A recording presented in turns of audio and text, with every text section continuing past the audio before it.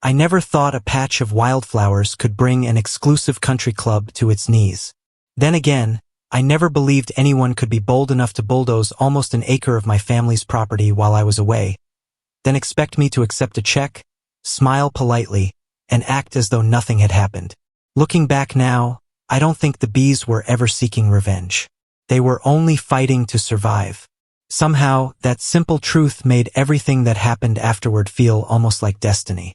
My name is Ethan Walker, and for nearly 15 years I lived on a peaceful 16-acre property just outside the small town of Ash Hollow.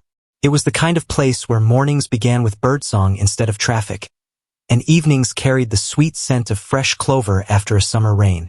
My grandmother, Eleanor, bought that land decades before I was born, back when the surrounding hills were filled with family farms and dusty back roads. She always reminded me that land was never something you truly owned forever. You simply cared for it until it was time to pass it on. Every spring she planted more native wildflowers than the year before because she believed every butterfly and every honeybee deserved somewhere to belong.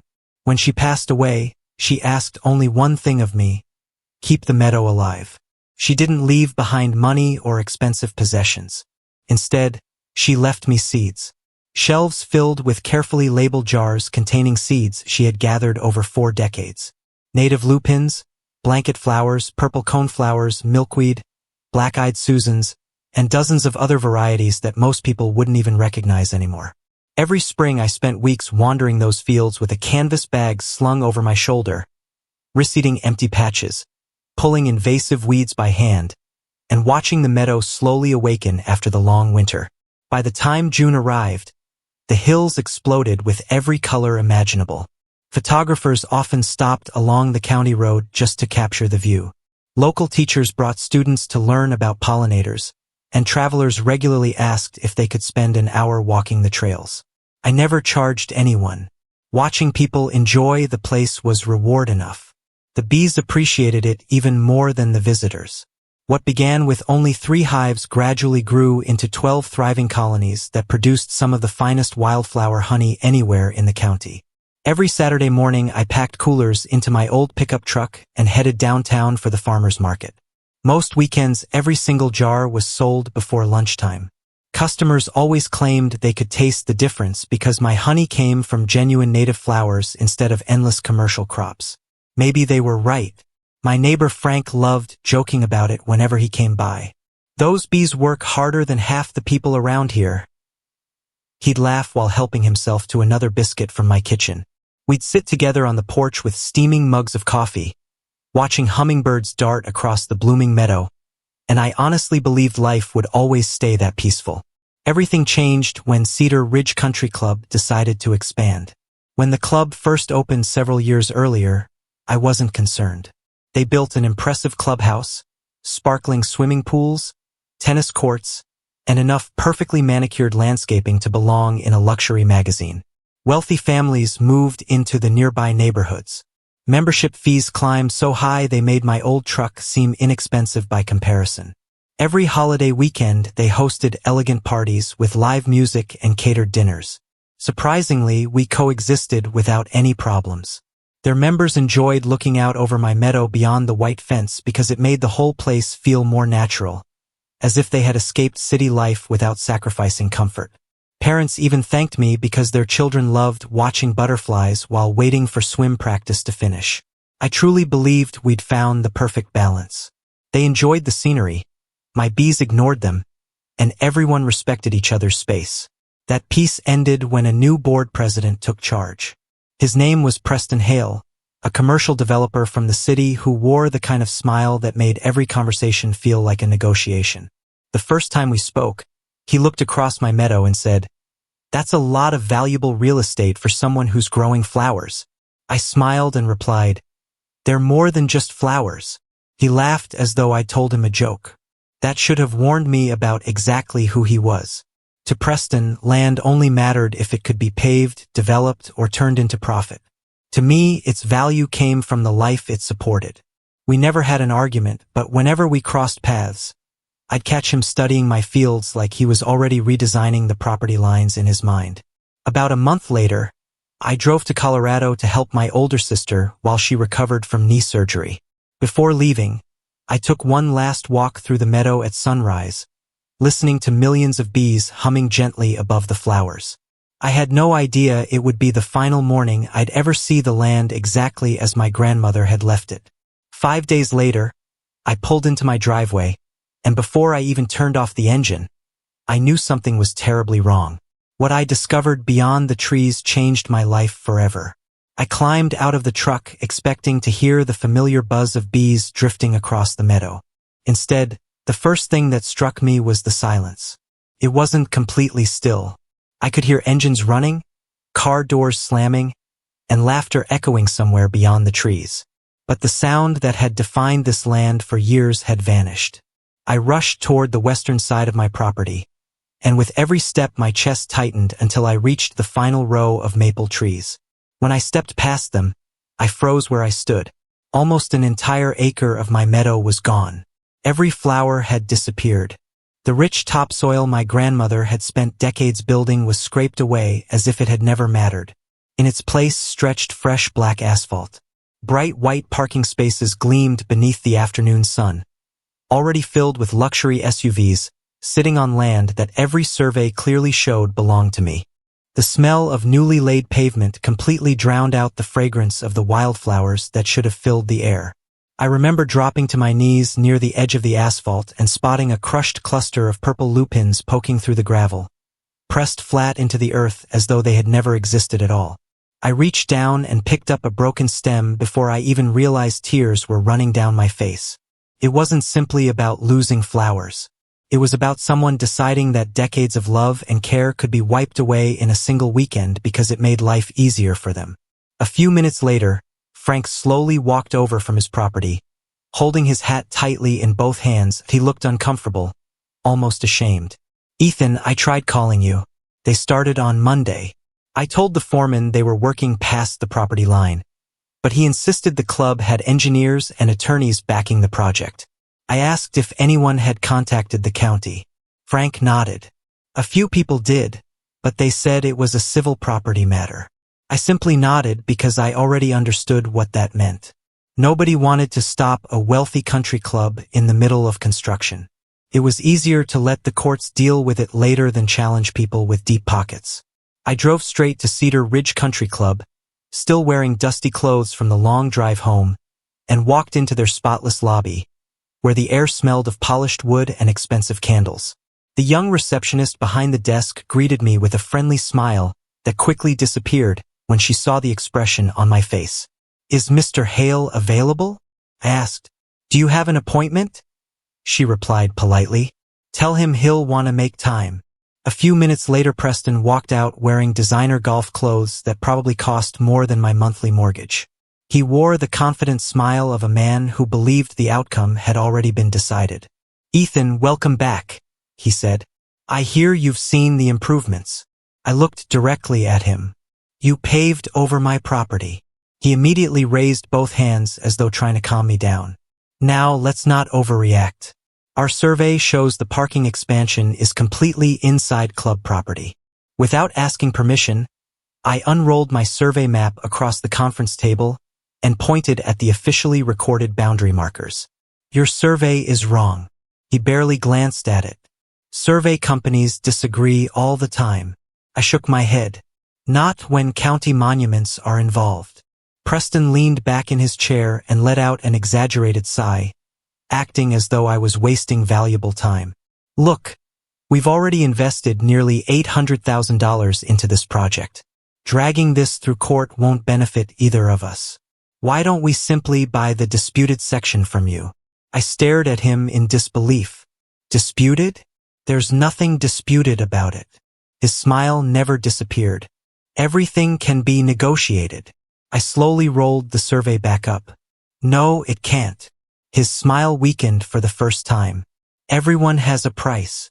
I met his eyes without hesitation. "Not when it's something my grandmother trusted me to protect."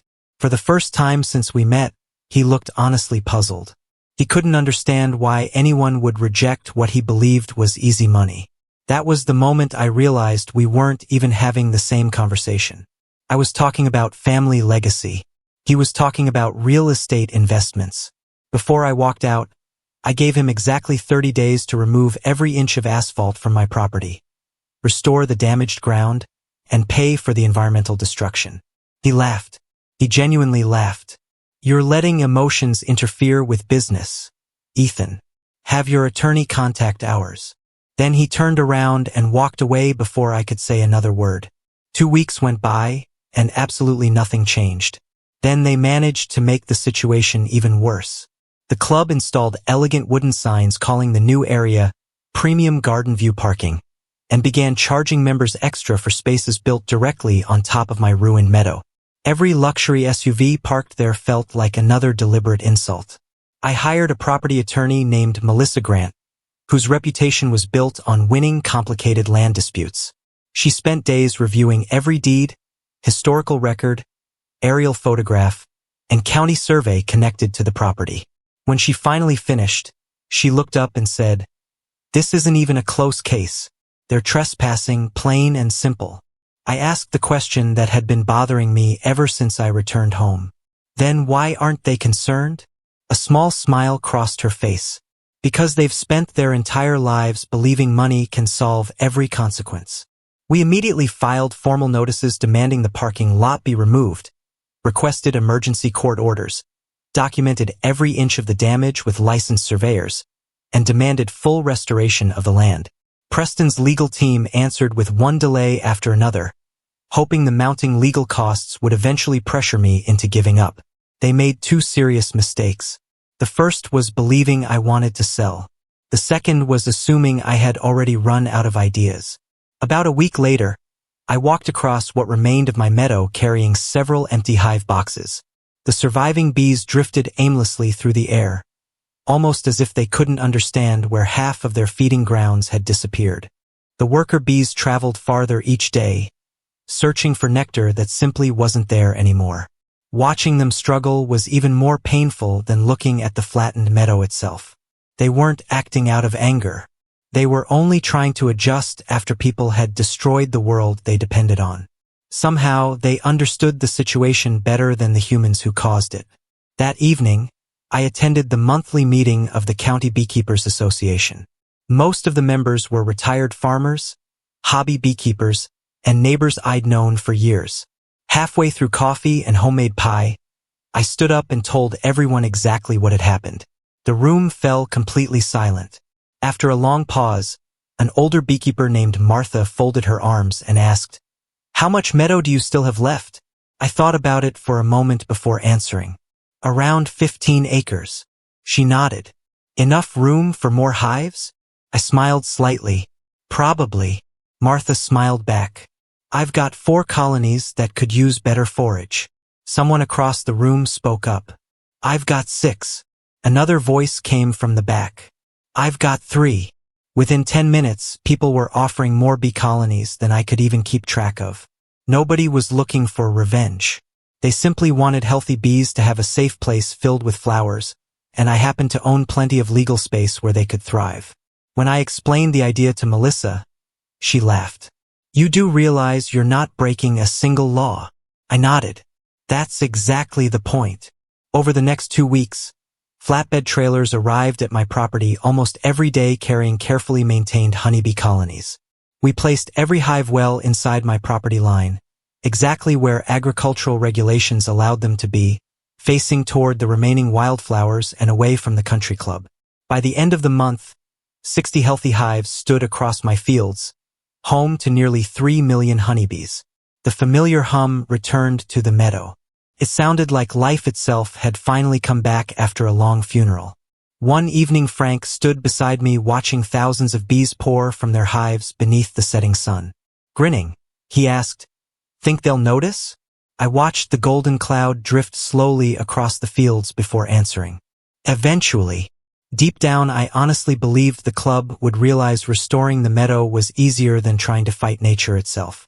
What I underestimated was how stubborn wealthy people could become once admitting a mistake felt more costly than making another one. Memorial Day weekend was only 3 days away. Memorial Day arrived beneath a flawless blue sky, one of those perfect mornings that seemed made for spending the entire day outdoors. Before I even finished breakfast, I could already hear music drifting across from Cedar Ridge Country Club. By noon, the parking lot was completely full. Every single premium parking space built on top of my grandmother's meadow was occupied by polished SUVs and expensive luxury sedans. I wasn't standing there because I hoped something terrible would happen. Honestly, part of me still believed Preston would walk across the fence that morning, shake my hand, admit he had made a terrible mistake, and tell his contractors to begin tearing out the asphalt the following week. Instead, I watched catering staff carry trays loaded with pastries, sliced fruit, frozen desserts, soft drinks, and cocktails around the pool while thousands of worker bees left my hives looking for food. They did exactly what honeybees have always done.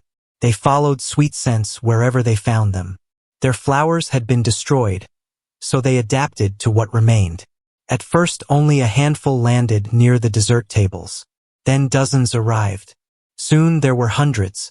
From across the fence, I watched children point at the bees while adults laughed and casually brushed them away with napkins. About 10 minutes later, the laughter stopped. Someone accidentally dropped an entire tray of watermelon onto the concrete. Sweet juice spread everywhere, drawing even more bees. Moments later, another guest knocked over a cooler filled with cans of soda. The atmosphere changed almost instantly. It wasn't an attack. It was simply thousands of hungry bees responding to sugar while frightened people reacted in exactly the wrong way. The first scream echoed across the pool area. Then another followed. Lifeguards blew their whistles as parents grabbed their children and rushed in every direction, knocking over chairs, umbrellas, and tables. One guest even jumped fully clothed into the deep end. Waiters abandoned serving carts covered with cakes and fruit, attracting even more bees with every passing second. Within minutes, the elegant holiday celebration looked more like the final scene of a disaster film than a luxury country club event.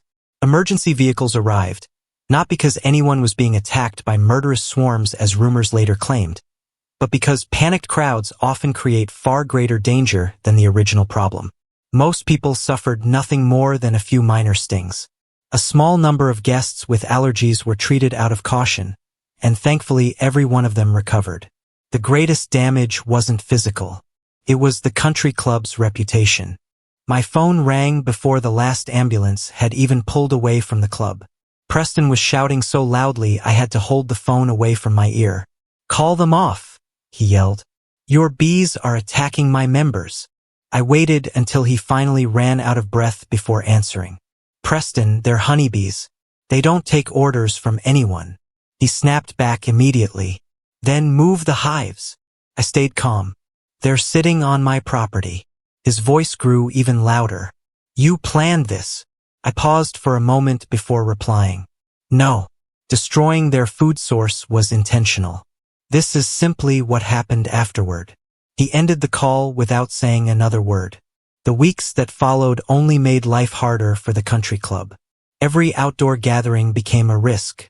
Catering companies struggled to keep food protected. Families stopped bringing their children. Weekend attendance slowly declined. Professional exterminators admitted there was very little they could legally do because spraying pesticides around swimming pools, dining areas, and neighboring agricultural hives would create even greater legal problems. They brought in giant fans, smoke machines, scented repellents, decorative traps, and every other solution they could imagine. The only thing they refused to do was restore the meadow they had destroyed. Before long, local news stations picked up the story after frustrated members began demanding refunds.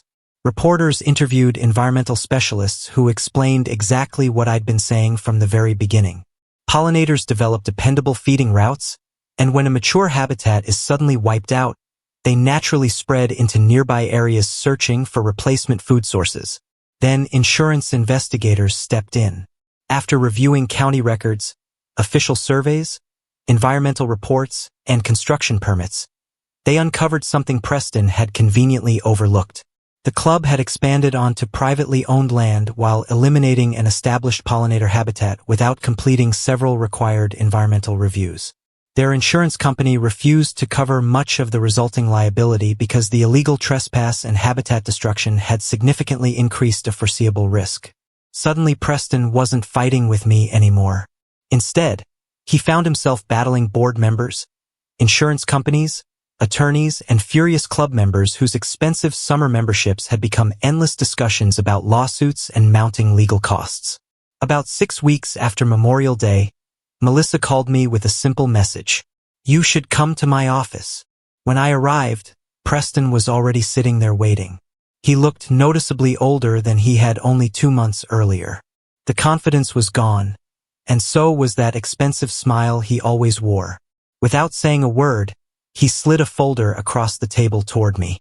Inside was a proposed settlement agreement. I closed it before reading a single number. "The parking lot comes out first," I said. "Every inch of it." He nodded quietly. "Done. The soil gets professionally restored." Another nod. "Agreed. I want native wildflowers replanted. No decorative landscaping." "Done. You'll compensate me for the destroyed honey harvest, damaged bee colonies, restoration expenses, legal fees, and the long-term ecological damage." He rubbed his forehead before answering in a tired voice. "We'll pay." For several long moments the room stayed completely silent. Finally, he looked up and almost whispered, "Was all of this really worth it?" I looked out the conference room window before answering. "You keep asking the wrong question. You think this was about parking spaces. It never was." 2 weeks later, excavators returned to my property. This time they weren't there to destroy anything. They were there to undo a mistake.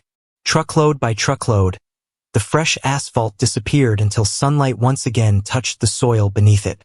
Restoration specialists spent months rebuilding what careless machinery had erased in only a few days. Volunteers from the local Beekeepers Association helped reseed the meadow with native wildflowers using seeds collected from the surviving sections of the field, including many that had originally come from my grandmother's own carefully preserved collection.